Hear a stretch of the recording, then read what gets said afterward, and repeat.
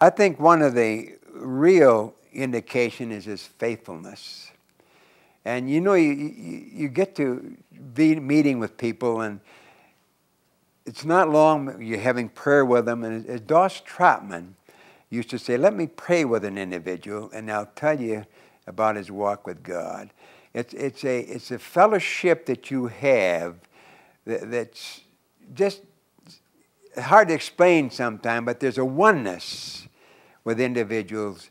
Their walk, they're regular in they're willing to talk about the Bible, and they're willing to share what God's doing in and through their life. It becomes a topic of conversation. So it's faithfulness and their willingness to let the Word of God, as Colossians 3:16, let the Word of Christ dwell in you richly, with all wisdom, teaching and admonishing one another in psalms and hymns and spiritual songs, singing with grace in your heart to the Lord. What they're doing today to touch other lives, the real indication, their excitement about the ministry. Don Tabb, one of the guys in a fellowship, he was a wrangler here at Lost Valley Ranch. I went to the ranch one time for a few days and met Don, brought him on board, and he started helping me train counselors, and he was in Shreveport, Louisiana, training counselors down there.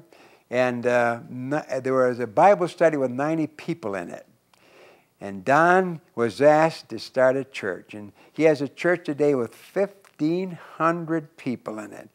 Well, Don got into the good book. He learned how to walk with God. He learned how to share his faith. He knew how to touch lives and disciple them. And so indications of whether discipleship is taking is what they're producing, what's happening in and through their lives.